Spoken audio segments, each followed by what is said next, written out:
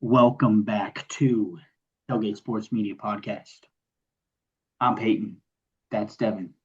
This is the premier podcast for sports, mostly football, and the most important part about sports, the tailgate. All right. So I guess we didn't really talk about this before we started. We're gonna start off with recap of last week's games. Um, I guess we'll start because we didn't really make picks for the NFL because we were on a time crunch. So We've covered the playoff games. We should go over our I think let's get crazy here. Let's go over the week before and let's talk playoffs here. yeah, Because we let's had do it. picks from the week before that we didn't cover in our little 30-minute thing because we were on big time crunch. Yeah. So let's go ahead and do that. So the games we picked the week before for college, we picked the four conference championship games we picked were the No, we North. covered that. We're past that. We had Army Navy, Okay. the Celebration Bowl, and then we had two FCS games. We had the Illinois State game. Illinois Oh, State and then we had played. Montana State versus Montana. Oh, okay. No, that was Montana State versus Montana was during the conference championship, or not the conference championship, the week after the playoff week. So the games we picked And then it was the game before that, I think. yeah. So then we picked. Oh gosh, I can't remember. Did we pick the Tarleton game? No, we picked the Stephen F. Austin versus. Hold on, I can pull it up. Um, Very ill prepared yeah, already. let's Such a see. big pull that he had to take his hat off. Playoff bracket. Hold on, hold on. Hold up. Wait a minute. Also, by the way, Illinois State in the championship game. All right, so we picked. Dude, shut up. Yes, yeah. You know what? I agree. I agree to whatever you have me agreeing to. I just hold my soul. All right, we picked the UC Davis Illinois State game. No, we picked I think you're Montana past South that. Dakota. I, We picked Montana South Dakota yes. and Stephen F. Austin's Montana State. Oh yeah, it was Montana State versus Stephen F. Austin. We picked Montana State. Raymond picked Stephen F. Austin. Yeah. Good on us. All right, so yeah, we'll go ahead and jump into those really quick. I gotta figure out where my thing's at. Okay, cool. So yeah, we all right, so we will go from most important game to least important game. I'm kidding. We'll go from the FCS playoff games, then we'll do the Celebration Bowl after that, and then we'll do the Army Navy game. So obviously with the playoff games, we picked Montana State versus South Dakota, or no, it was Montana State versus Stephen F. Austin and Montana versus South Dakota State, or South Dakota. Mhm. It was South Dakota State. It was. I literally just saw it. I can't believe I'm this. I mean, yeah, it was South Dakota. Montana versus South Dakota, and then Montana State versus Stephen F. Austin. South Dakota State lost to Montana the week before. So, Mhm. um, yeah, I mean, I think we can cover this quick because we got a lot to go over. yeah. So Um, Montana State obviously wins. They go on the next week to beat Montana. Illinois State shout out. SEC roll call gave them a shout out in their postseason awards, their made up postseason awards for best cupcake game or best cupcake performance versus an SEC team. They gave Illinois State one for scoring three paint points against Oklahoma. He's like, surprisingly, that's actually very difficult. that's actually pretty. Um, Army versus Navy. You picked Army. We all picked the other guys picked Navy, or me and Raymond picked Navy. Navy wins, as expected. The Celebration Bowl deserves to be talked about, though. Holy shit! Yeah, so we both picked this the South Carolina team, South Carolina State. I don't even know. I don't even remember the team. South Yeah, it Carolina was South State. Carolina versus Prairie View A&M, But And it's I was like, South I'm not going to let Carolina my Texas, something. It's South Carolina something. I just can't remember what it South Carolina State University. was. Okay. Yeah. Raymond picked Prairie View. I Mhm. picked South Carolina. You picked South Carolina. Yeah. The Celebration Bowl is okay. This is actually funny to talk about because, first of all, I think we've already talked about this. This kind of shows you where, without Deion Sanders, where the HBCU football teams are at. Prairie View A&M lost to UTRGV, who did not make the FCS playoffs at home. Right? They lost this game by 2 points, I believe, or was it one? I mean, they had a huge lead. South Carolina State had to make a comeback and then win it in four overtimes. Yes, tracking that. But what I'm saying is, this kind of shows you without Deion Sanders, like the HBCU, because the problem with HBCUs is the funding, these jack shit for their football programs.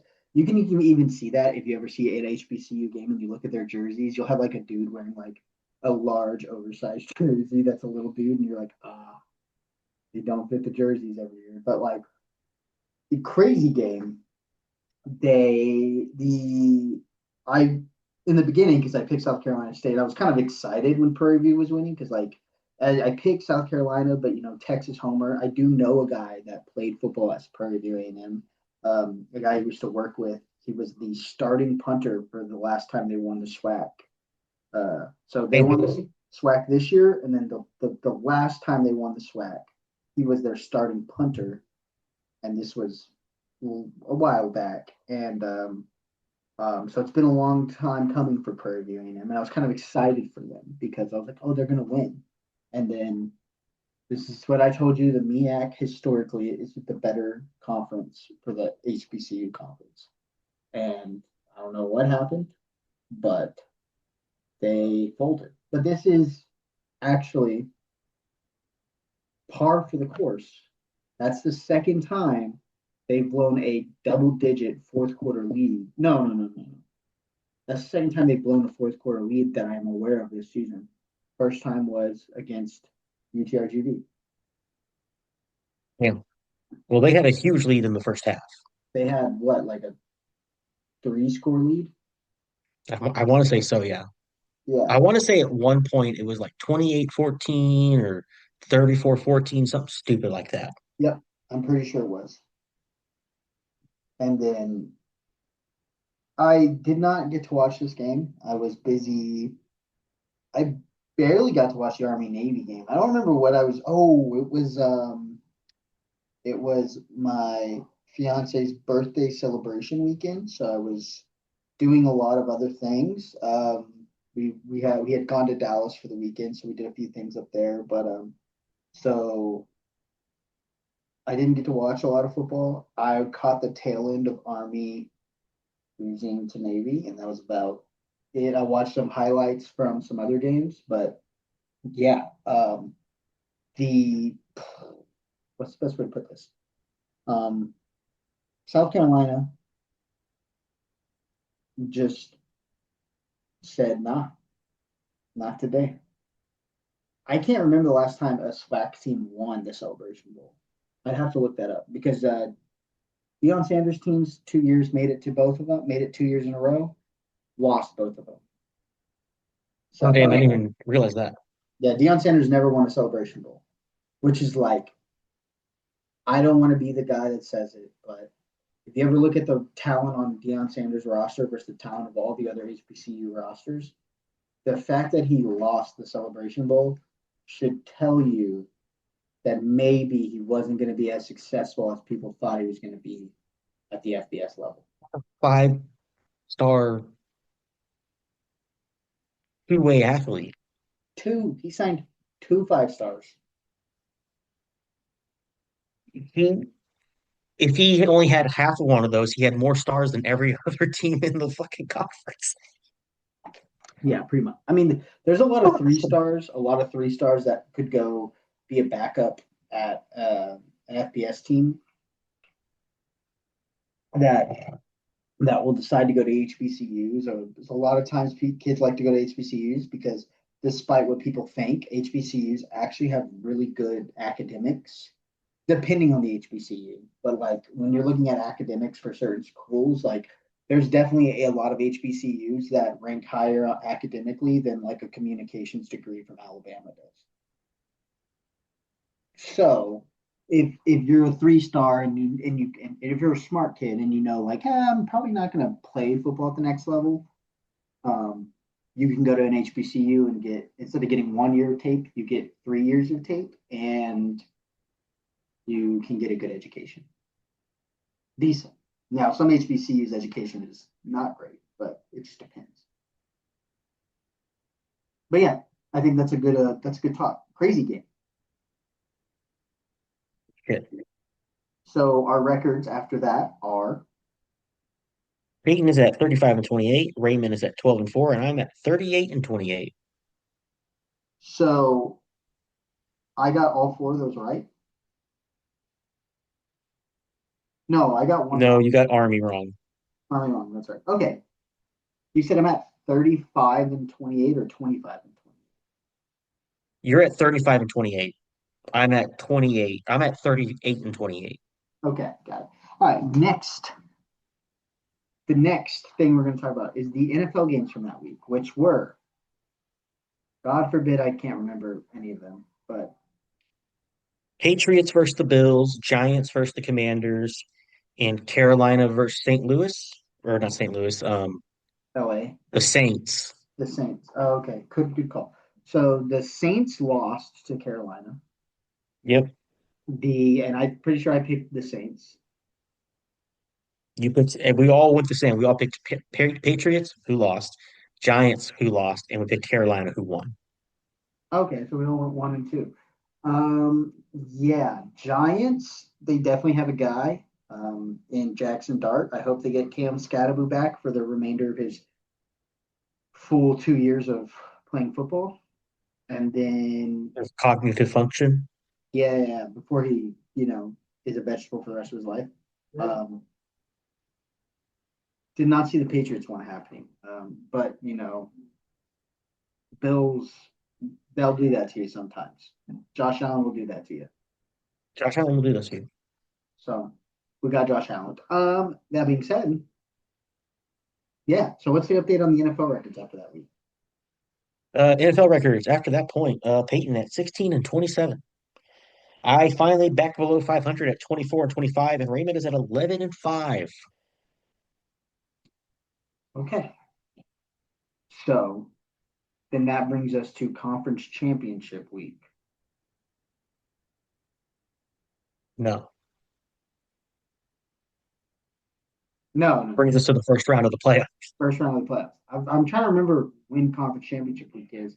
I keep forgetting Army Navy's after conference championship week. It always blows my mind. Okay, so that brings us to first round of the playoffs. So first round of the playoffs. Um, we'll start. Oh yeah, because we know we're gonna. Okay, we'll start with JMU Oregon. JMU didn't score the first touchdown until like the last bit of the third quarter. We kind of saw that coming. I think everyone did. There was no surprise in the JMU Oregon game. It kind of went how you expected. Then we're going to move to the Tulane Ole Miss game, which I want to give you props for. I said it might be a little closer. You said no, they're pissed off and they're going to blow them out. And you were right because they fucking mollywopped. Yeah, it was. I think it was slightly closer than the game they had earlier this season, but Tulane has been playing a lot better than they did earlier. Besides the one random loss to UTSA, go Runners. Um, yeah, um, the quarterback at Tulane kind of got his shit together closer towards the end of the season. Yep. No, they beat the hell out of them. Yep. 100%. Definitely that's what happened. Yeah, it was Pete Golding might be a, I've been thinking about this, and is Lane Kiffin, like, he's a good recruiter. We're all aware of that.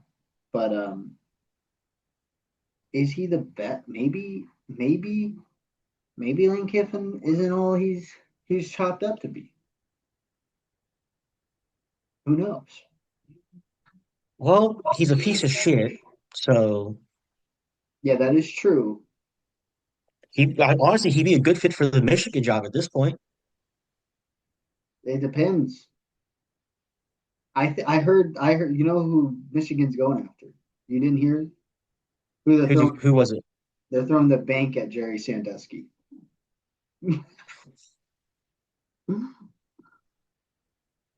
Yeah, Michigan hiring uh, former Penn State assistant coach Jerry Sandusky to be their head football coach. Makes sense. Yeah, that adds up. Um, it's been picking up in the last couple days. I put a bet down on a legal app here in Texas a couple weeks ago. I just put like $5 on it because I don't have a lot of money. But I was like, I just been taking like crazy bets that I don't care about losing $5 on. And my bet was Brian Kelly. And guess who's been popping up in the news the last couple days? Brian Kelly. Brian Kelly. That one was a 23x return on it.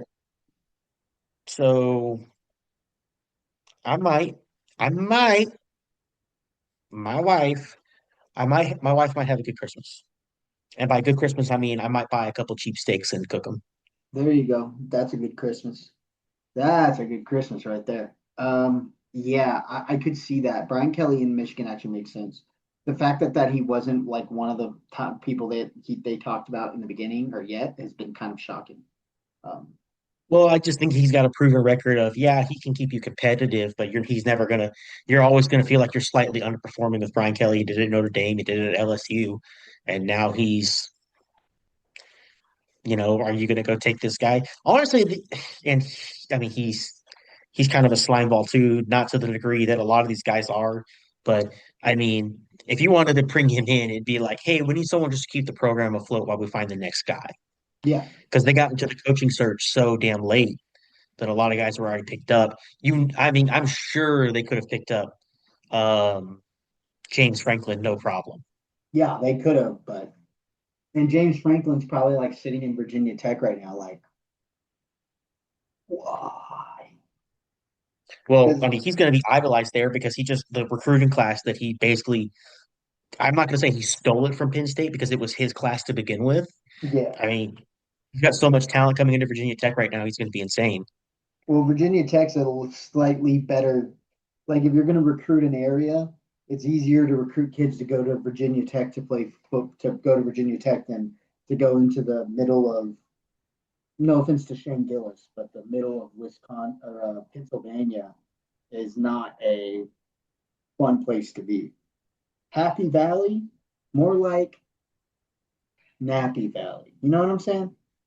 I mean, I would just be sending kids scholarships. They open the scholarship, it starts playing, Inner Sandman, and then I'm like, hell yeah, I'll go play at Virginia Tech. Hell yeah, that's freaking awesome. Yeah, that's like a. I don't think a lot of kids today are like Inner Sandman is awesome. You know what I mean? What'd you say? I don't think a lot of kids today are like Enter Sandman is the way to our heart. I think if you listened to it one time and you were a dude that was in a violent sport like football, I think anybody listening to that, like, oh, this is what you run out to the field, be like, I'll kill somebody for you, coach. I'll kill him right now. I'll do 25 to life for you right now, coach. It's a good point. Maybe. Who knows? All right. But yeah, so back on we went on a rant. Back on topic. Um, then the next game we're going to talk about is Montana State, the Brawl in the Wild playoff edition. Montana State went back and retook it again. We predicted that. We got that right. It was a It really was good supposed to be a game. lot closer game. It was competitive for a while too, and then Montana State just ran away with it, Yeah, it was a really good game until like yeah, and then like the exactly third quarter or so. yeah. And Montana State's a really good team, probably favored to win the Natty for FCS right now. Um, the national championship in the FCS is in Nashville. Turns out it's not in Frisco because the stadium they played at in Frisco is under construction. Who knew? Not me. Oh, And apparently, at it'll be in Nashville for the next 2 years, and then it will be open to rebidding. By the way, the stadium that they played at in Nashville or in Frisco was Toyota Field, which is the field that the Dallas Renegades are supposed to play at. So how is it under construction, unavailable for this game, but going to be available for Dallas Renegades and Renegades game? Does that make 3 months. Yeah, I don't know. And then, but also for 2 years, it's unavailable. Anyway, that being said, We'll come back to that. We'll come back to that because we got a segment on it tonight. I'll say this: FCS Championship, Alamo Bowl, Alamo Dome. Let's do it. Come on. that would be electric. However,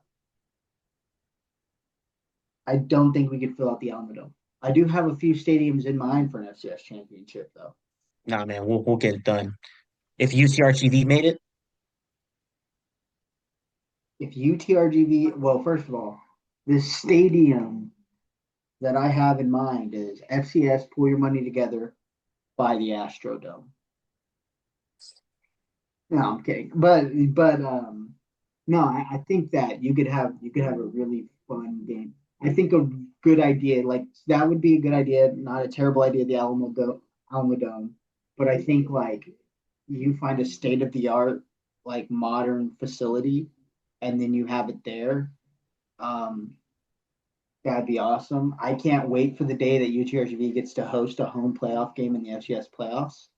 That will oh be my God. electric. It'd be insane because even though it'd only be like maybe 85, 90 degrees, which for us is like cool, light work, for all those kids who've been playing in 30-degree weathers for a month straight, they'd be such a shock. It'd be Yeah. insane. Like, wait, what? Yeah, yeah, 100%. It'd be like the ultimate home field advantage right there. Yeah, no, legitimately, yeah. But yeah, so then the next game was the Miami A&M game, which was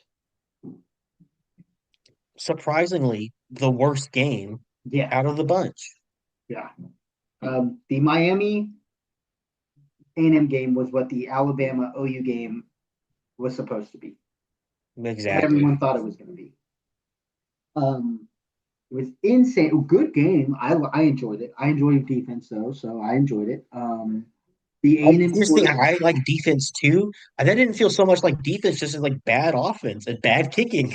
Although, that I mean, well the the the wind was wind's blowing at 30 miles per hour makes a big difference. yeah. So I mean I can understand that from that aspect. I think it was pretty cool though. Just I mean the whole game, the A&M quarterback just looks sometimes like he's not as good as he's what I think he is. He's like he's good, but that the talent he's playing against made him look way better than everyone thought. Yeah. He's a good quarterback. He's a starting college quarterback Yeah, for sure. he has not Don't think developed. he's elite. Yeah, he hasn't developed into Don't an think elite. he's elite yet. Yeah, yeah, but he's young. And then the final playoff game, the sad one, Oklahoma, Alabama. Um, so there's a lot of things. There's a lot of things to talk about here. I think the big one is when Oklahoma dropped that third and short pass and we punted it. That was kind of so the yeah, once that play happened, I felt like the momentum was completely gone. We got a little bit back. Here's what I will say: positive night note for Oklahoma, and then I'm gonna actually get on to the Alabama side and talk about what we saw from them too. Positive note from Oklahoma was that's the best their offense has looked for Yeah, two I and a mean, half for 3 quarters. That was the best their offense has looked since the I mean Michigan. that first 20 minutes, that was an old school Lincoln Riley, Bob Stoops offense. That was electric. That was awesome. They were kicking ass and taking names. Yes. Um, like you were talking about those three plays. I mean, it was three plays that went against Oklahoma that was the difference maker in this game. Because even when we got to the second half, things got a little bit more competitive for Oklahoma's offense. They still scored that one touchdown, but if you go back to those three plays, that one touchdown was Yeah. could have been enough. Yep. You So got the drop pass, and I don't even blame John Mateer for throwing that. That was a touchdown. The A lot of running people back are mad, like, why didn't he run? Why didn't he run? He should have run. He should have run. I'm like, dude, if I see a touchdown, I'm throwing it. also the running back completely alligator on. Yeah, and that's the big thing. Like, why would you throw that pass? He, I'm gonna stand up for this one. Yes. Like, oh, he's a running back. He's a running back. Yeah, he is a running back, and he's a good running back too. I don't have anything against the guy, but you gotta put your arms out there and try to catch that ball, dude. Hey, that's a drill he can work on in the offseason, and it happens. I mean, the fact that he's wide open like that against his safety is kind of impressive for a running back. It's kind of Yeah, like you want the running back on a linebacker. You don't expect him to do that on a safety. He did that on a safety. I was very impressed. Um, yeah, that was completely the right decision by John Mateer. Like there is no questioning the decision making there. He escaped a sack, a completely free rusher escapes the free rusher, rolls out to his left, which he's not really prone to do, and then from the roll out to the left, looks like he's going to take off run, and then he says, "You know what? There's a touchdown." He throws it accurately. Like it's not like he threw an inaccurate football. He threw an accurate football, and the receiver just alligator. The running back alligator on the. yeah. So speaking of the accuracy, it hit the running back, it hit Robinson's hands. It hits his hand. All he had to do was put his hands out another 4 or 5 inches, maybe, and he brings that in, or Yeah, he's got a better yeah, chance of bringing it in. And then I think that play going wrong, I think that avalanche the very next play, the dropped punt, Alabama goes and scores. John Mateer feels like, and that's John Mateer's problem, I think, for him is when he feels like he has to be the hero. He tries to play hero ball, falls for the coverage, throws a pick six. It's an yeah. entirely new game after Well, that so point. But that those other game two was plays, yeah. That go ahead. that pick six wasn't him trying to play hero ball. He just got. They ran they ran a man shell. They showed him an all out blitz man coverage. So he said, "Oh, that the DB wasn't pressing. The DB was playing off." So he said, "I'm going to throw a quick hitter." But what he audible to appeared to be an option route. So the receiver, I believe, was Keontez Lewis. Keontez Lewis saw the option route, and he said, "Okay, on the snap, Keontez Lewis looked and saw the DB pulled dropping, coming down. So he said, "I'm going to go up the seam or up the sideline." So Keontez Lewis takes off vertically because he sees what he thinks is cover two, which it was cover two. That backside was cover two. You had that corner on a hard flat.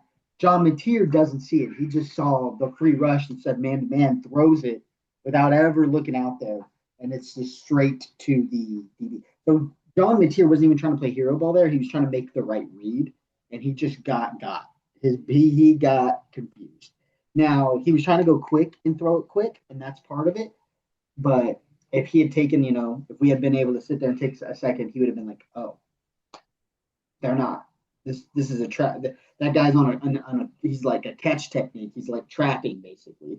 So he's coming down. So like yeah. So it I was see that. I see that for sure. the Well, penalties didn't help OU either. I mean, you have some of them again. Maybe you could sit there and argue that they weren't penalties. Like there was a few of them maybe, but the OU has been very aggressive after the whistle all season. And sometimes that bites you in the butt cheeks. And yeah, a that couple of dumb was penalties. I don't think it was a game changer. There was a couple penalties there that were just didn't get called on Alabama for some reason. But I don't want to say that's not an excuse at all. They would have been minor at best. But well, I think the only one that really would have made a difference was the pulling. You can't pull a ball carrier forward. That was the only one because that was a conversion that they got on that first touchdown drive. yep, That's the only one you can really complain about as an Oklahoma fan. Should have been called for sure, but it didn't. yeah, And then, yeah, but I was saying, if that pass to Robinson goes through, the other two plays don't happen. I don't see them happening. yep. Then you also have, I mean, offensive for Alabama, not to just say Oklahoma just completely lost the game. You have two, it's either two or three. I can't remember the third one, but I know two for sure. Just incredible catches by Yep. Alabama receivers, and that's kind of what like closed out the game was just their receivers. Jeremy Bernard for Alabama, who's going to be a first round draft first round receiver. That dude is a monster. That guy, yeah, that just went up, got it like a total freak. Over the head We'll of a give DB. credit. I'll give credit. Well, Alabama did a great job making adjustments for sure. They changed what they were doing and they started finding success. They made a great Yeah, job of adjustments for sure. 100%. The defensive coordinator, that first like quarter and a half where he was just playing like he was sending four. It's like, hey, this offensive line is beat up. We're going to send four, and we're going to drop a bunch of guys in coverage. They can't run.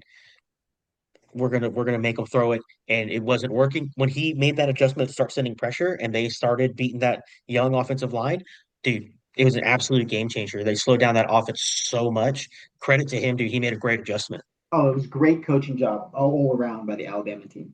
I Yeah, think Alabama was just immaculate. Like that was a very well coached team right there, and I think they I outcoached the Oklahoma coaching staff.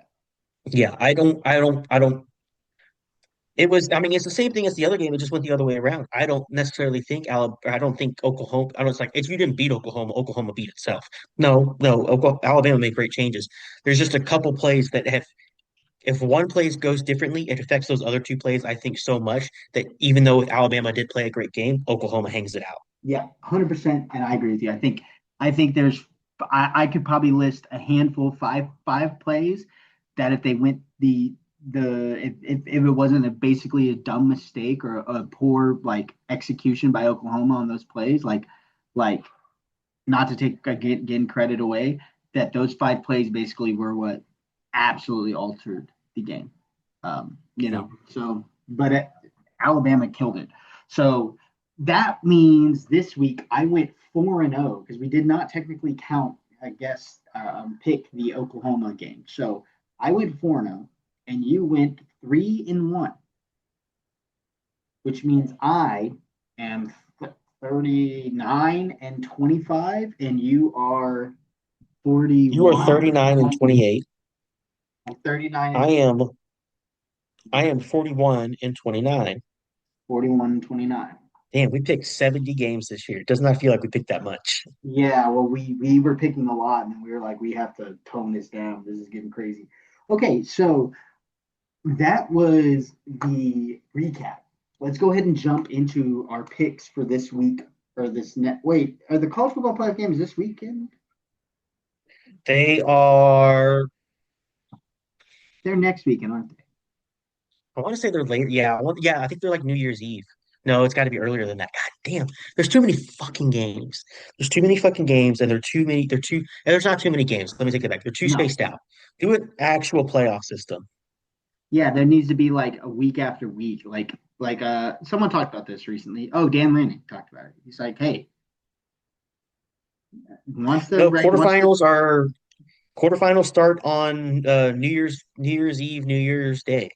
And then they have games a week after that, and then they have games 10 days after that. Okay, so hypothetically speaking, we'll have another episode. So, but what we can pick is the SCS championship game Hell and yes. some bowl games, which I was thinking we were going to be talking about college football playoffs. I did not realize. So, the bowl games we're going to pick are the First Responder Bowl, which is Friday. The And then we'll do the First Responder Bowl. We'll do the Rate Bowl, which is also Friday, and we'll do the we'll do the Hawaii Bowl, which is tomorrow. Okay, so What's the Alamo Bowl? the Alamo Bowl is hold on. 28th, right? I thought it was on New Year's, but no, you're right. So the Alamo Bowl is the Alamo Bowl is on December 30th. Today But is the 23rd. That's a week away. We normally don't record on a Tuesday. I think we should go ahead and pick it. okay, so you want to pick the Alamo Bowl? So do you want to pick any game between then? So we can also I pick would the say New Mexico Bowl, which is North Texas versus San Diego State, the Pop Tarts Bowl, Georgia Tech versus BYU, Pop Tarts and Bowl, Alamo Bowl, FCS Championship, and Do you want to do the Gator Bowl, Virginia versus Missouri? Oh, that's a fun one. Yeah. Okay. So we have we'll pick five because it's kind of all spread out over 2 weeks. So we'll also Yeah. throw in the, for your sake, Devin, we will throw in the first responder bowl. Why not? All right. So let's start off with the closest game, which is the first responder bowl. Um, First responder bowl, FIU versus UTSA. FIU is a Conference USA team. Conference USA teams typically get their butts kicked by American teams, but not always. Um, I think UTSA wins. I just think UTSA has more talent, but FIU has that under underappreciated Miami. Like FIU is just basically all Miami kids, and they're really good. Uh, it's a lot of like there's just not a lot of funding for FIU, not a lot that goes into it. So none of those kids stay. They do have a really good quarterback. They do have a really good running back. Young team, but yeah, I'm still going to take UTSA now. UTSA has better talent overall. They are losing players to the portal already, but that's just the nature of having a normally I want to say a down year for them, but a normally decent mid-major program. Not mid-major, G5 program. But they historically perform very well in playoff games. Like they get blowouts in playoff or not playoff games, bowl games all the time. So easy for me to pick UTSA without being like a giant homer for them. Yeah, well, yeah. Oh, yeah. So UTSA, we both picked that. So the next game we're going to pick is the Pop Tart Bowl, Georgia Tech versus who did I say it was? It was Georgia Tech versus BYU, which is an exciting game. I'm going to That's take kind of like, BYU. oh But man, that's like a that's like a clash of ideology.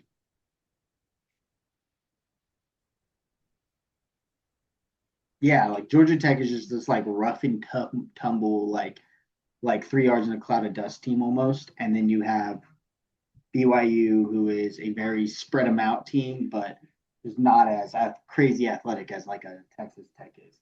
I'm going to take BYU though. I think that actually I don't know. Georgia Tech plays a lot of good teams, a lot of closer than they should.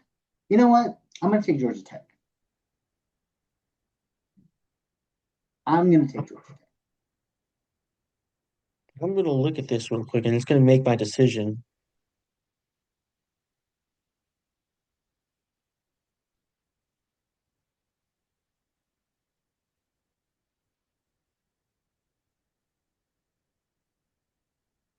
Oh, this is my favorite part when you and Ray just read for 13 minutes on air. Yep. BYU is not gonna have their running back, and their quarterback is still they're saying he's gonna play, but apparently he's still in a boot. I think I'm gonna take Georgia Tech. I took Georgia Tech. All right. Then the next one is going to be the Gator Bowl, which is Virginia versus Missouri. That's an underrated game. So Virginia's quarterback, or not Virginia's, Missouri's quarterback entered the transfer portal. So they're going to be starting their backup. Bo Pribula is in the transfer portal. So I'm going to take Virginia, um, even though they lost to Duke. I think Wait, Virginia, whose quarterback is in the transfer portal? Missouri's Bo Pribula Oh, just, you said Virginia at first. So I was confused. I'm like, he just got there. yeah, well, he couldn't enter the transfer portal. Chandler Morris, he has to graduate, so he's done. But yeah, I'm going to take Virginia in this one. Oh yeah, if you're losing your starting quarterback and you got a senior who's playing his last game, yeah, for sure. I think I'm gonna take Really good Virginia running there back. as well. I mean, granted, they have a really good running game, and I don't know if Virginia can stop the running game, but I really do think that Bo Pribula adds this at this level of capability that the backup does not quite have. So therefore, yeah, I take Virginia. The next game that we're going to pick is going to be the Alamo Bowl, which is I'll go ahead USC. and just put both our picks in because I don't need to know. Yeah, yeah. I'm definitely not taking the. I mean, I can't pick Lincoln Riley. Who are you picking? Oh, you know I'm picking TCU. I'm not going to pick Lincoln Riley. Okay, I'm gonna pick USC. I hate Lincoln Riley with a passion, but I don't see him losing that game. TCU's starting quarterback also in the transfer portal. Don't matter. It's Lincoln Riley. Yeah, that's fair. I respect that. The final game we're going to pick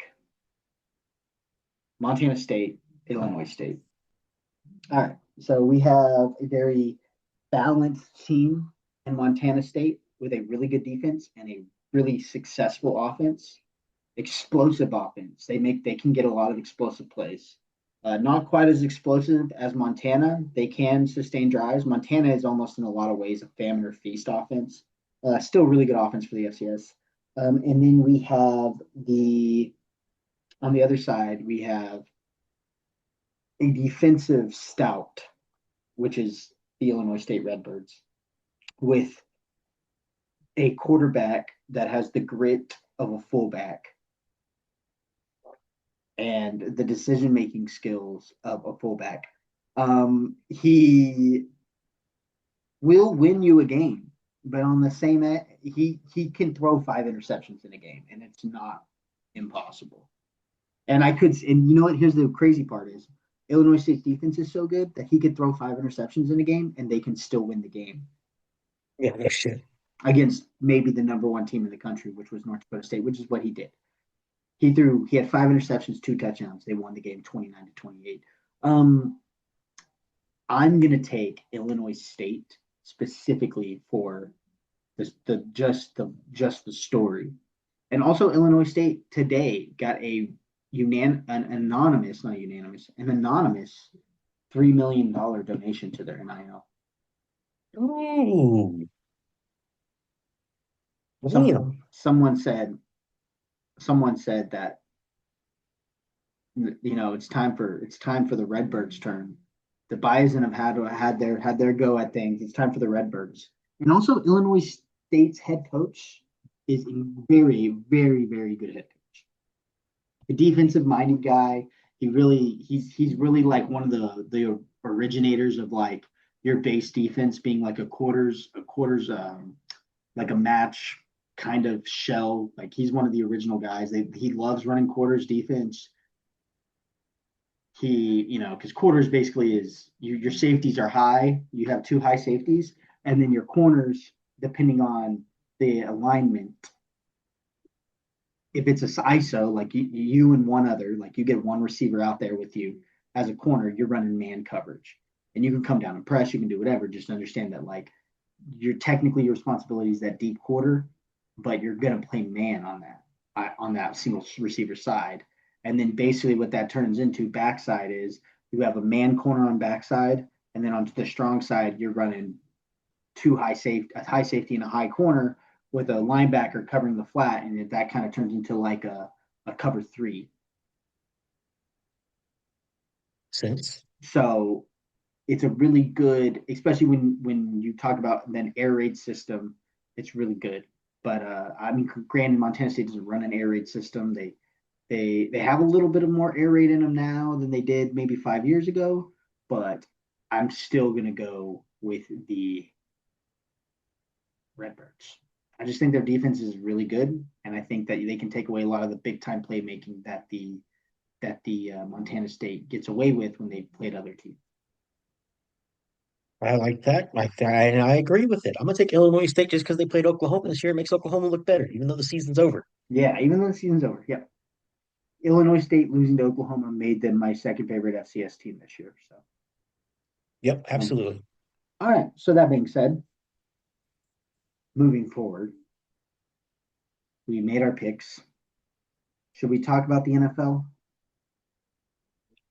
We can knock out a couple picks real quick. Yeah. Um, picks. That We'll say was this: last week's going injuries are crazy. yeah. So that Uh, is one thing I wanted to talk about with the NFL is, Patrick Mahomes is injured. Micah Parsons is injured. All right. So the picks we're gonna make are the Lions Vikings, Ooh. The Texans Chargers, and the Bucks Dolphins. So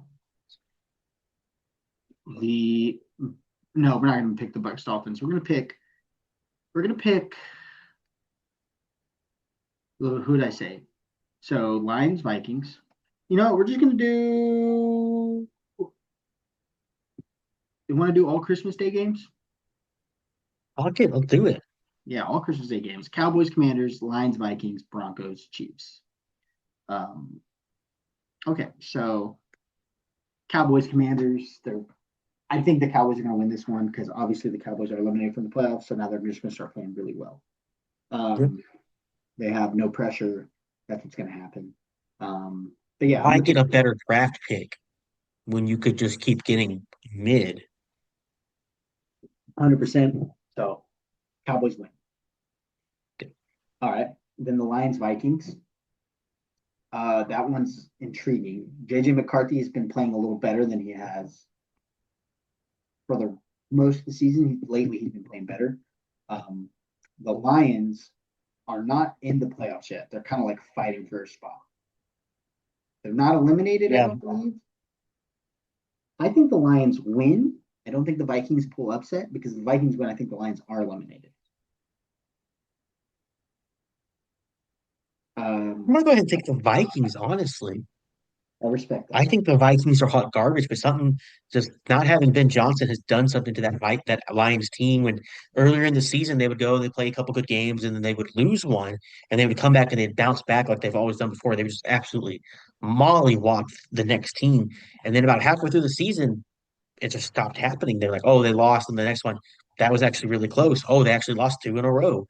Um, yeah, Ben Johnson. The proof is it's Ben Johnson. What he's done to the Bears this year is just absolutely insane. They're they are fighting for a number one seed at this point.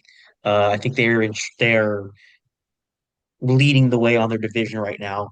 They've still got to win out and all that, but yeah, they're more than likely going to win the NFC North. They're going to get a home playoff game for sure if they don't end up if if they don't end up with a bye as well. Um, I do think they're number one right now. I'm not sure. We don't keep track of the NFL very much. Number one. But yeah, I'm gonna take the Vikings. I don't know. I don't know. I think the doubt and the upsetness is leaking into that Lions team, and I think Dan Campbell will get the ship righted. They definitely need some help on that coordinator position, that offense position, getting that sorted out again. But they got the playmakers, they got the guys. They just need the plays. Okay, yeah, I respect that. So then the next one is the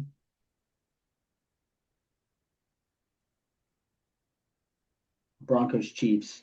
Obviously, I'm taking the Broncos. Yep. Chiefs, yeah. Um, Broncos are surprisingly Travis well, Kelsey is old. and Patrick also Mahomes. the Broncos have their own exciting one. Riley Moss, white cornerback. I can't pick against it. Sorry, That's sorry. I mean that's a great reason. Exciting whites. Yeah. I'm not So going to say we live for them, but they are exciting to us as whites. yeah, you know, you get a little. Whoa, there you go. Going Oh, when you see one of oh, them. go, go. They got him. Yeah, Shout out Shane Gillis. yeah. Shout out to Gillis again.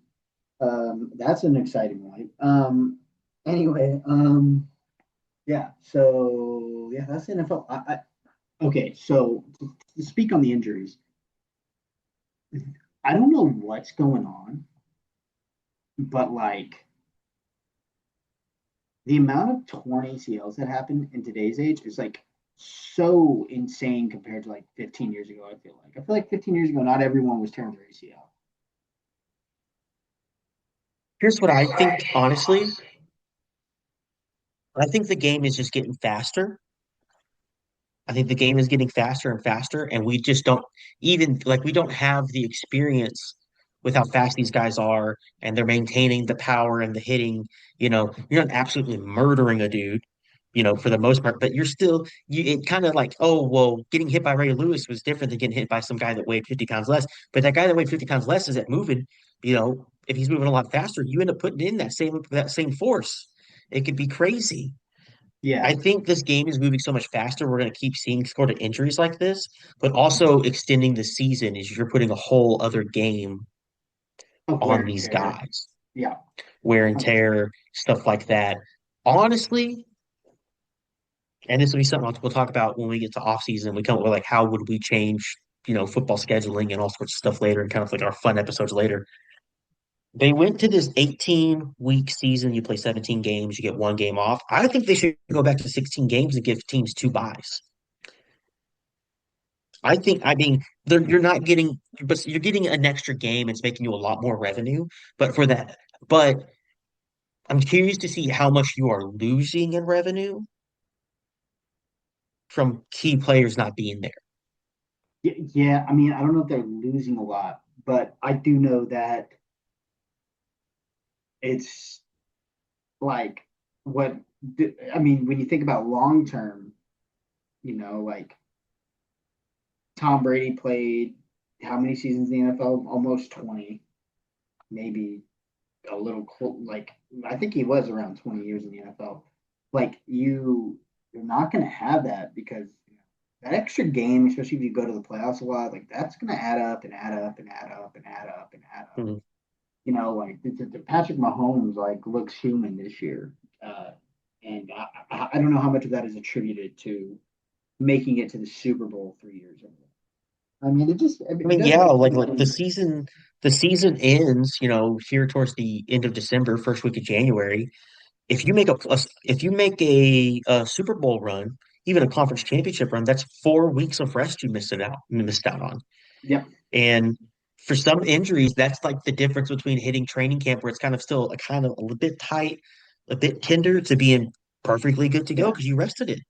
You also Um, you also have the fact that it used to be two teams got a bye per division or per conference, and now only one team gets a bye per conference.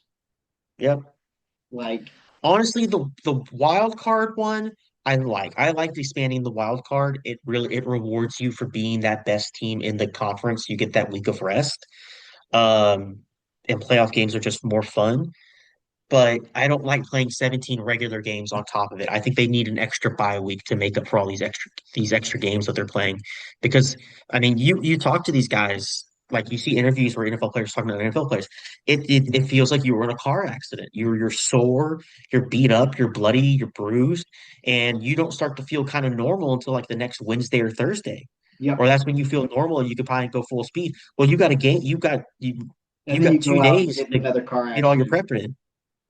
You Say know, what? yeah, and then you go out 2 days later and get in another car accident. That's pretty crazy. Yeah. Yeah. Like, yeah, it's insane. It's We should go get football. in a car accident ourselves to test how it feels. I don't have to, technically I played football, so like I kind of understand how that feels. And not only did I Okay, play yeah, I football, think there's a difference between playing high school football and NFL football. well, the difference also is that these guys all weigh about the same. I don't. I was way smaller than everybody, and I wasn't like a small skinny like guy that like didn't make contact. Like I was making contact a lot. Oh no, but you were an ankle snatcher. It didn't matter. Doesn't matter. Also, not every time. I have like my 1 year as a defensive back, I had 80 some odd tackles, something like that. Which A, that's a lot of tackles, and B, like 30 of those weren't ankle snatchers. It's just one of the No, you things. had some good stand-up hits. I'm not talking shit. I'm just saying you were very good at getting low on these ball Well, carriers. yes, but that's part of it is like I weighed 140 pounds. Like I didn't have an option. If I was gonna make a for sure open field tackle, I wasn't gonna bully them into the ground. But I will tell you this: running full speed at someone's thigh and hitting it does not feel good either. No. And also, But you're like, gonna go shake it off. yeah, yeah, it's insane. I mean, and I'm not gonna sit there and say like I know what they're going through because it is way worse what they're going through. But I can understand the feeling of being like I'm sore till Thursday. or for me, it would have been, I'm sure I'm not, it's Tuesday and my body still hurts, you Yeah. know?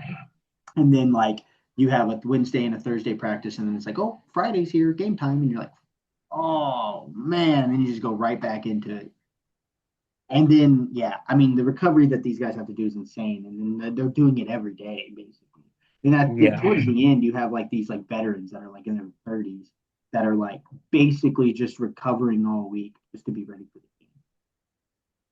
And that's a terrible state of life, I feel like. Anyway, so yeah, but I think that you're right on the nail. I think that if you're gonna Would you have, do that every week for like $15,000 a week?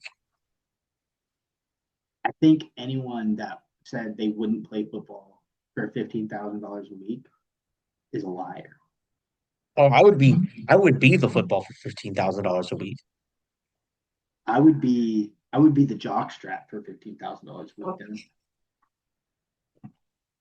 But that being said, yeah, I completely agree. So the next topic we're going to get into is we are going to get into the UFL, which has been, we haven't talked about it for a few weeks. So let's just go ahead and give a rundown synopsis of what happened. So basically, maybe 2 months ago, Mike Repoli bought I guess, a majority or a controlling majority of the league, or he bought enough into the league to where the rest of the league was like, we're kind of done with this. You take the reins because whatever we did Yeah. isn't working. Um, then three teams. Well, first of all, he was like, "Oh, like we're gonna relocate the Stallions," and then the Stallions always like, "Don't relocate us, please, please, please," basically. And then they didn't relocate Suns. Just like, "Congratulations, Stallions, you guys saved your franchise." And then everyone was like, "Well, the other teams getting relocated are obviously the Memphis team, the Houston team, and the Michigan team." Or no, the Memphis team and the Houston team. Michigan was like iffy, but they're like, well, Need a new stadium. They'll be around. They just need a new stadium, guys. yeah. And then with no transparency, he relocates the San Antonio team, the Memphis team, and the Michigan team. Yeah. The Michigan team, he's like, we will have them back in 2028 when we expand to 10 teams, which is like now it's like if they expand to 10 teams. Then he never even talked about San Antonio relocating. He never even like made Yeah. it known that it was an option, but I guess it was. So it wasn't off the table. So it was on the table. It happened. San Antonio relocates to wherever.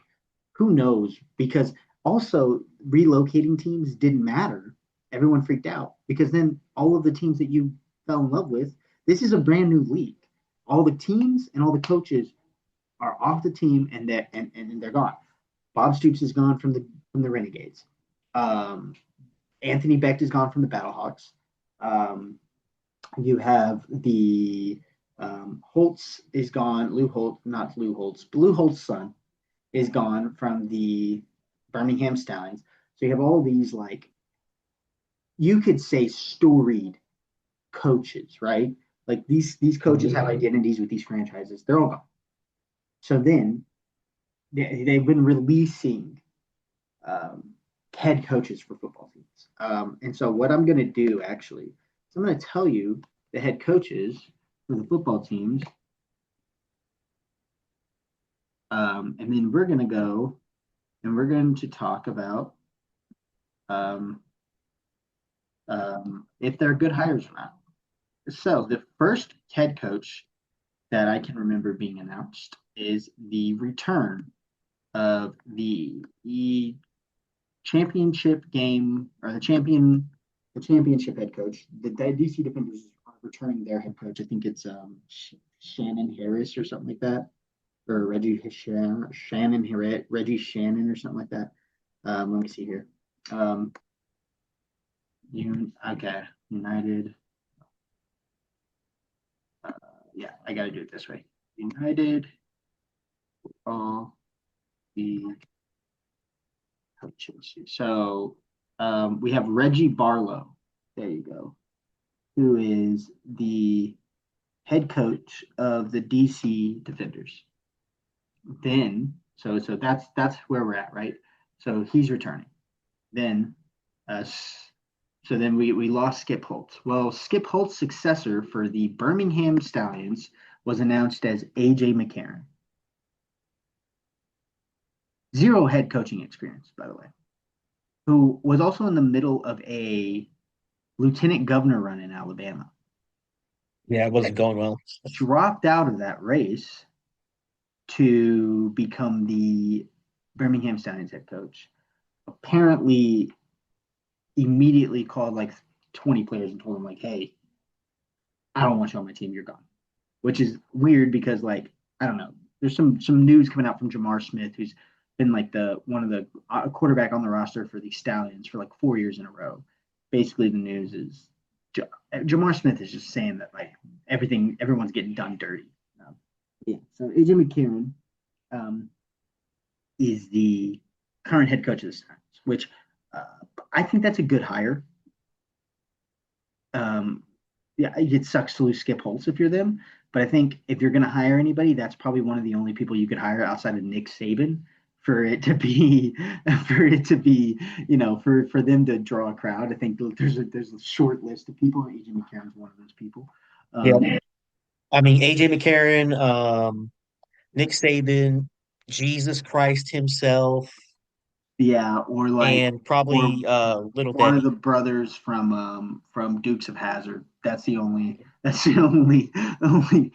four names that you could throw out there for the Birmingham Stallions. Okay, so then AJ McCarron, decent hire, right? I would say that's a good hire for what it is. Decent publicity hire. We'll see if he's a good coach.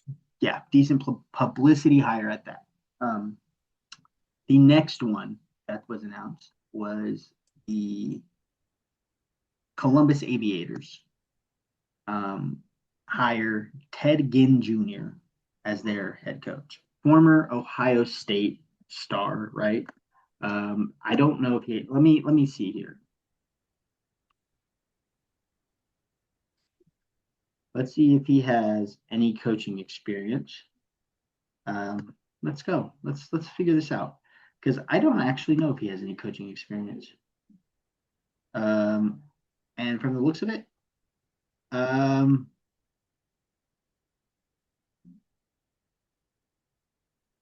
yeah. So he was a high a what's the word?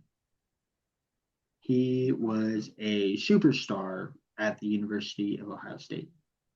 Yeah, zero coaching experience. So another guy with zero coaching experience.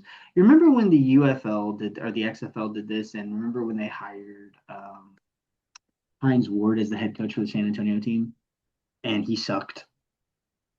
Yep. This is what that pick is screaming for me. Yep. It's well, here's the thing, if everybody sucks, nobody sucks. Yeah. So here's what I'll say. Hiring Ted Ginn Jr. and AJ McCarron with zero coaching experience, by the way, to be your head coach. If you were the Alabama team, you should have been like, hey Philip, when you're done playing in the NFL this year, you want to come coach our Birmingham Stallions since you're from Alabama originally? Because you at least have coaching experience at the high school level. Yeah. So here's what the Ted Ginn Jr. You have to be good managing a team with 10 kids. Yeah.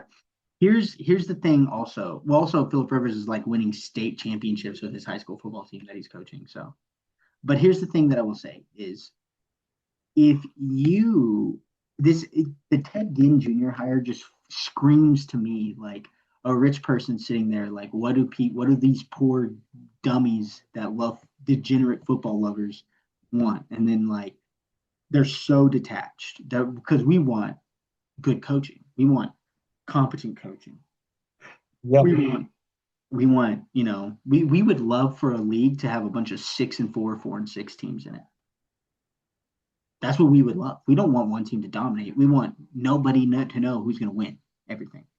That would be the most exciting play for it, right? So that's what we want. But then these dummies are like, oh, we need star power for the head coach. And as much as, and they're like, yeah, let's go get Ted Ginn Jr., by the way, who hasn't been relevant for a while now. Great player. Don't get me wrong. Amazing player. But nobody cares. Yeah. And so then moving forward, you have the other coach that was announced today was Anthony Becht. And everyone's like, yeah, Anthony Becht returning for the St. Louis Battlehawks. No, he's moving to the Orlando Storm. Here's the one thing I'll say about this. Pretty sure he wanted to move. Pretty sure Yeah. he wanted to move to be in Orlando. And also, I have heard people talk about, and especially Battlehawks fans talk about, they're not huge fans of Anthony Becht. They don't like Anthony Becht because Anthony Becht kind of ran off AJ McCarron, and the Battlehawks fans loved AJ McCarron. Yeah. And now those two guys are coaching against each other, so that'll be pretty unique.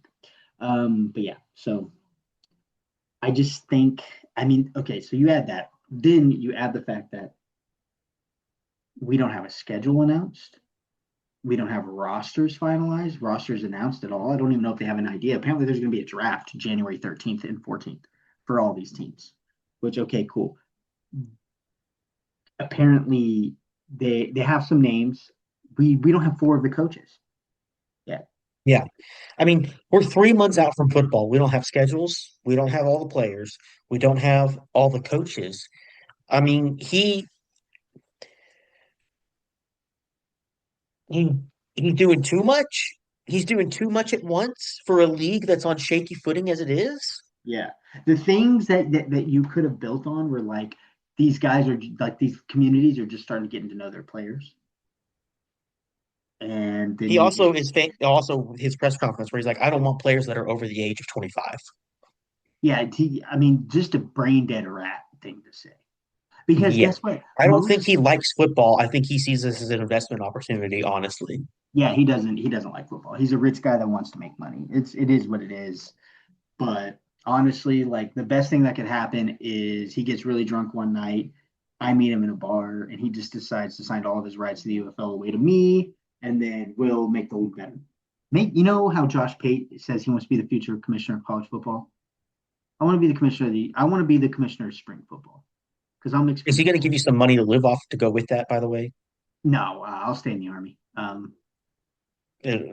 Yeah, I'll be in the middle of freaking China when the World War III happens, making phone calls. Yeah, the train's going through. Where are you Hey at? We guys, just got I'm a gonna drone be there strike. for the season. I'm gonna be there for the season opener in Columbus. My leave has been declined. I will not be there. That would be funny. Well, just kidding, guys. I'll actually be on extra duty. So, but yeah.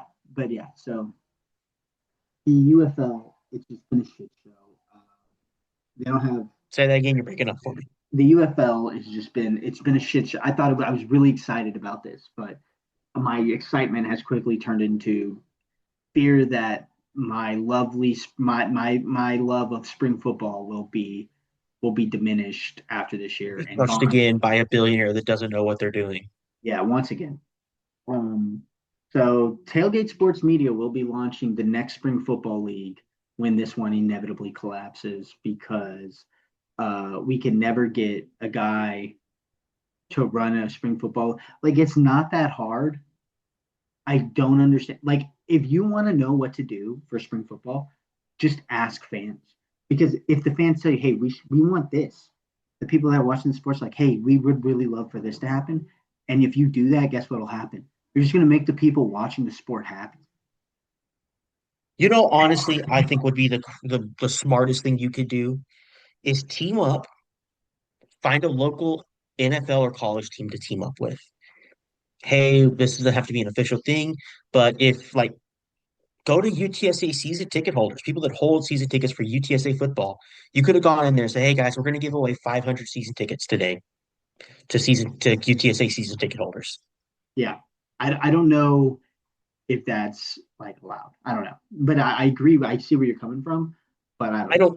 I don't see how there's any way that could be a conflict of interest or anything like that. Maybe the NFL doesn't want to do it, but it's easy to keep that league up. And also, I mean, the NFL wants it to float. They don't want to necessarily have to pay for it, but they have great players that are playing right now that are UFL guys.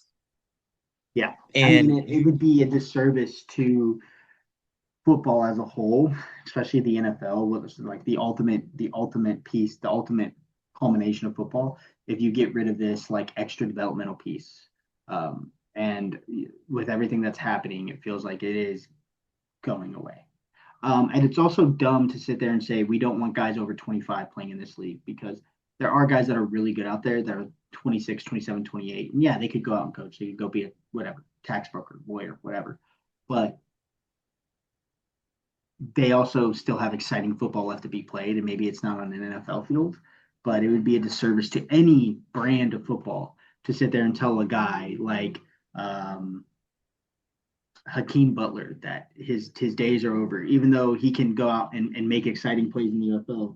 It's a disservice to the fans to tell him no because Yeah. he's older than you would like, and he's not going to go to the league. But and you know what, the league is the ultimate goal, but it doesn't happen for everybody.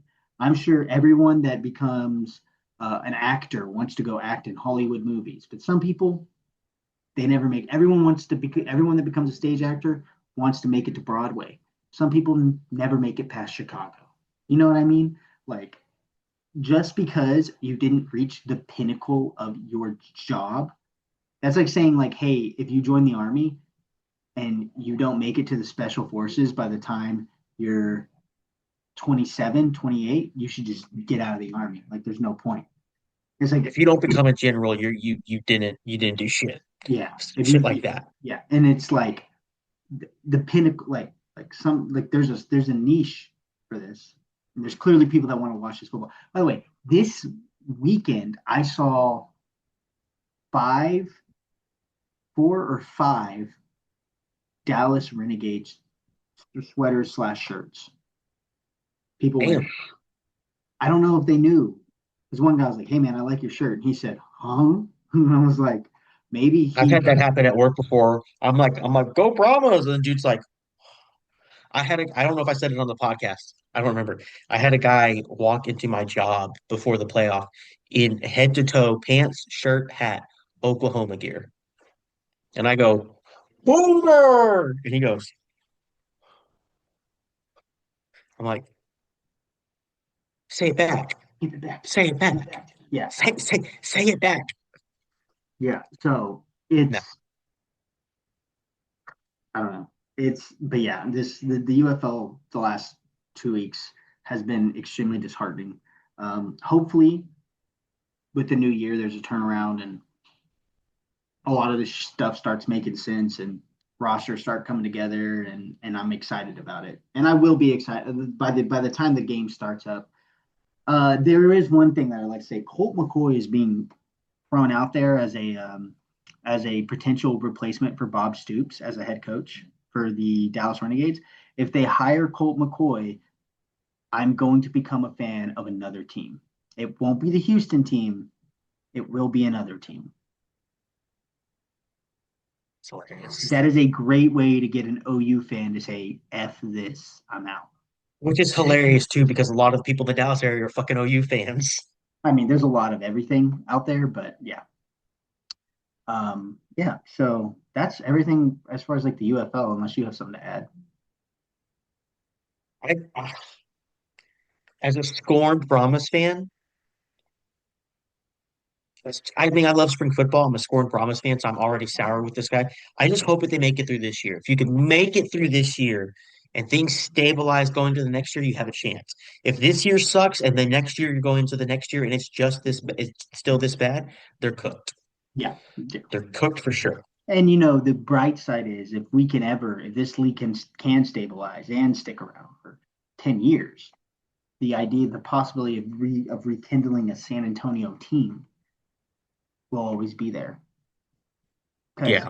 his idea is to keep it in soccer stadiums, but in 5 years from now, he can be like, we're kind of filling up every soccer stadium, and this San Antonio team sounding kind of nice, and maybe if it's exciting football, San Antonio will show up for it. I hope so.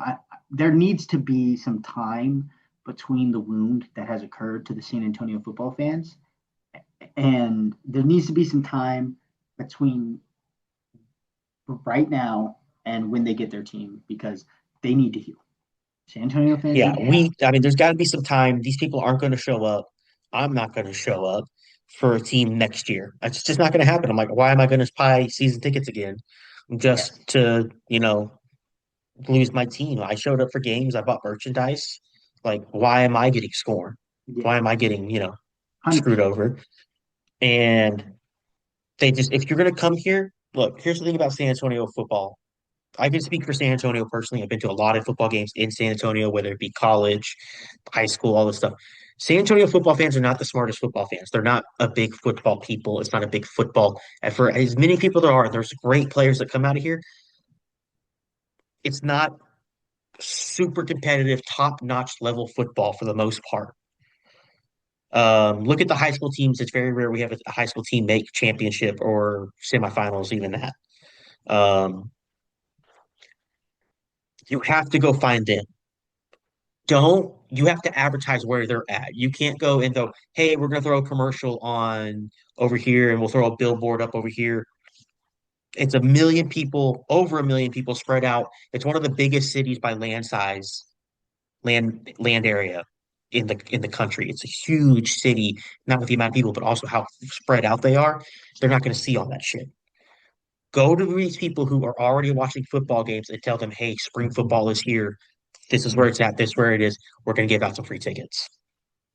Yeah. I mean, granted, I will say this: free tickets can't always be the answer. You got to have people buy tickets for it to be successful. Uh, Exactly, yes, but getting people like every time we took people to a game, they're like, "This was so fun! I had such a good time. I'm going to get tickets for next year." We converted 4 or 5 people this year. There was 4 of us in this group. We doubled the amount of people that, if yeah. you include us, we doubled the amount of people that we're going to include next year. Get people there that want to be there. There's people that love football that don't know it exists. Yeah, that's true. But that's a yeah, as long as you can. I will say this about San Antonio fans. This is from another's perspective because I see this with it's not just San Antonio. There's a lot of sports fans like this, but San Antonio sports fans are also kind of bratty. Like Say it again. they're bratty. Like they want it their way. The only thing that they will show up for, undoubtedly, no matter what, is the San Antonio Spurs. Yeah. Not the San Antonio Spurs. You're gonna have to meet them. Like they're not going to come to you. Like you said, you're going to have to go meet them where they're at, right? That's Well, exactly the what San happened. Antonio Spurs have the advantage of being the only major sports team here ever. Yeah, So people are like, true. I want to go see big time sports. Cool, go watch the basketball team. Yeah, That's all you had. That's all you could go do. Basketball tickets weren't super. I don't know. I haven't ever looked at basketball tickets before, but the tickets weren't super crazy expensive. They were relatively affordable.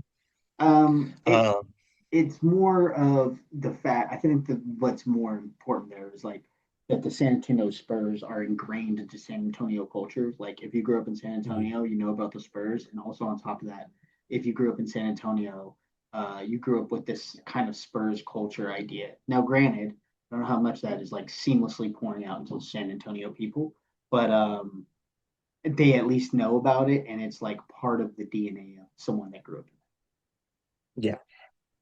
Well, I mean, like I say, and back to my free ticket thing. I'm not saying you give every ticket out for free, it. Yeah, but people get it, even if you just a raffle. Hey, join this raffle, blah, blah, blah. It's a free raffle. We're gonna give out 50 tickets for the home opener coming up. Even the act of doing that gets people aware, oh, the home opener is here at this time for this team. That's interesting. Let's look into that. yeah.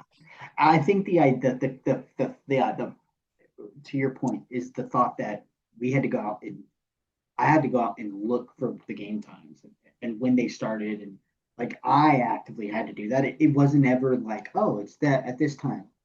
Like it was never thrown in my face. And it Yeah. at some point it should be like, like thrown. It's at some point it should be thrown in my face that this is happening. Make me go, oh, not make me go like I love football, so I'm gonna go out and look for it, right? But if you want someone that is like likes football, but because granted, whoever's watching spring football is a football degenerate, but if you want someone that like that doesn't know, you're gonna have to go out and find them and throw it in their face. But yeah, so that's the UFL news. Anything else? I don't know. I keep dropping the ball and thinking of a new tailgate topic. It's so stupidly busy. It's okay. I So, have I have one right now. Are you ready? Now, best warm What drink? Okay, because it's Christmas time. And what do you think about when it's Christmas time, Devin? Devin? What drink do I think about? No, no, no. What do you think about besides I think presents? I'm thinking. Think about food, tailgating themed food things, right? Like, what do you think about? tamales. Okay, that's fair. Um, I was thinking more about fire, something with the fire. And what do you do around a fire? You drink a nice warm beverage. Not beer? I want the best, your top two drinks that aren't supposed to be served warm, but when they're served warm, you drink them and they're good. Oh, We're talking I think I'm uniquely prepared for this one because when I was on dialysis and stuff, I had such bad teeth sensitivity. I had so many weird things that I never had before. My teeth were so sensitive. I didn't like cold drinks, but I could chew ice. It was the weirdest thing in my life. Chew ice because I couldn't have a lot of water. Couldn't drink really cold drinks. I would drink drinks warm a lot. And that's kind of carried over. I still drink a lot of drinks. Like it doesn't have to be refrigerated. I'm like, yeah, that's fine. That's cool. Top two drinks that aren't supposed to be cold but are still good cold, or still aren't supposed to be warm but are good warm. You got a list while I'm thinking here.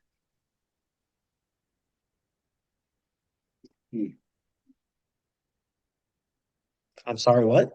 iced tea that is no longer You're leaning back. I can't hear you, jackass. iced tea, no longer iced. That's the one that I have on my mind. Warm sweet tea is actually pretty good. Yeah, warm sweet tea is gas. It's got to be fresh. Like you just brewed the tea. Fresh is good right then and there. You don't need the ice. That is correct. Next week we'll do a more Christmassy theme one tailgate topic. But for now, iced sweet tea. But on that topic, because of sweet tea, if you're going to throw some alcohol in there, a warm hoop tea, not a bad, not a bad kicker. And then another thing that's supposed to be served cold, but I like, but is good warm, is I literally just thought about tea. You know what, Devin? It's your turn. You took mine. All I thought about was tea, and then my brain. I didn't even start thinking of a drink. I thought like you're like, what do you think about Christmas? It's like it's Christmas theme. Like oh tamales because it's wrapped up like a present. The tamales are delicious. Tamales are delicious. Something that's supposed to be served cold, but is good warm, is this next one. It might be. This is actually true taste. For me, I think it's supposed to be served cold, but I don't actually I think it's not bad warm. Whiskey.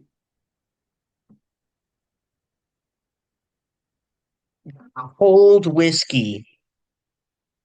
Cold whiskey does not hit as hard as warm whiskey. When it's cold, it goes down easier. That being said, I never make an effort to put my whiskey in the freezer unless I'm buying very cheap and I know it's gonna suck, it's gonna cut hard, or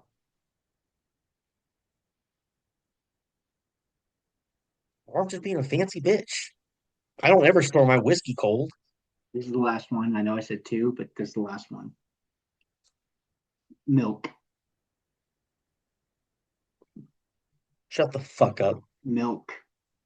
Shut the fuck up. Milk. Warm milk. There's that you can't beat warm milk. No, you're not getting me on that one. Oh, The you reason warm milk helps people sleep is because your body's fighting so hard to prevent infections.